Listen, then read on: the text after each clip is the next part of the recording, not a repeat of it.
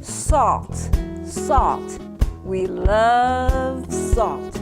For centuries, salt been used as a preservative, a flavoring in our food.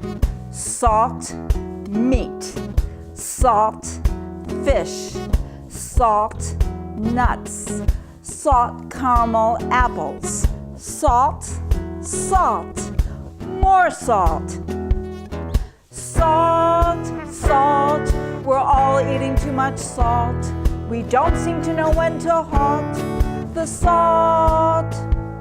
We love it even though we know that too much salt can contribute to major health issues like high blood pressure, hardening of the arteries, increased heart attack, stroke risk, and kidney disease.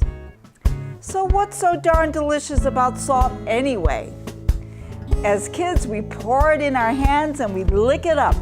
As adults, we still lick it off our pretzels, splash it on corn on the cob, and drown our French fries in it. So what is salt and why do we love it so much?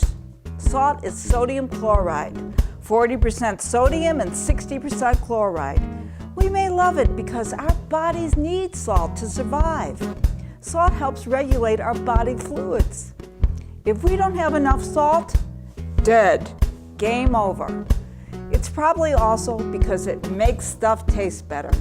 Got something bland like a potato?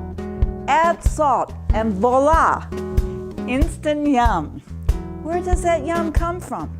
Well, salt is naturally one of those tastes along with sugar and fat that trigger a response in our brain that says, reward, yeah.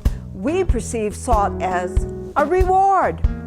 Knowing this, food companies put lots of salt in the stuff they sell. That's why we get too much. With society's help, we've developed a taste for excess salt. Salt, salt, we're all eating too much salt. They sneak it into everything, so it's really not our fault. So, how much salt is too much? The American Dietary Guidelines recommend less than 2,300 milligrams a day. That's only about a teaspoon, and even less if you have high blood pressure or heart disease. Most people eat more than double that amount. Part of this is not our fault. Salt is everywhere. We know about potato chips, popcorn, and all those salty snacks and condiments. But what about sneaky salt? Ketchup can have 200 milligrams a tablespoon. Mayonnaise often has 120. Salad dressing can have 200. And don't get me started on soup. Canned soups can have 600 milligrams a cup.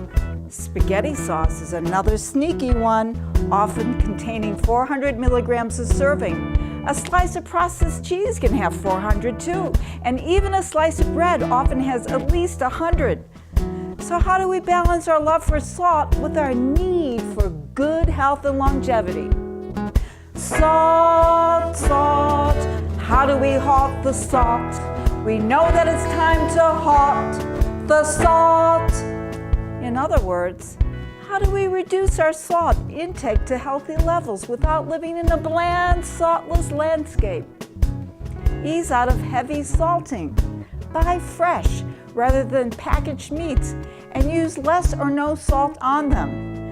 Buy fresh fruits and veggies. Consciously stop before that last shake of salt. If you can manage it, get that salt shaker off the table. Yeah. Try a dash of hot sauce or pepper, a squeeze of lemon or lime on some foods instead of salt. Read food labels. Look for sodium. That's salt. Pick the same foods with the least amount of sodium. They may not taste quite salty enough at first, but after just a few weeks, your salt taste will change. Salty stuff will start to taste too salty, and you will go into your too salty dance. Salty, too salty, too salty, too salty, too salty, too salty, too salty, too salty. If high blood pressure is an issue for you, You probably noticed that your blood pressure is getting lower. Lowering dietary salt can also help your blood pressure medication do its work. Your doctor may even be able to lower your dose over time.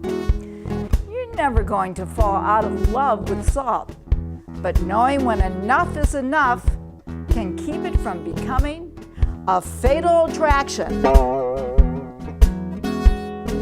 I'm Mirabai Holland. Healthy me, healthy you, healthy us.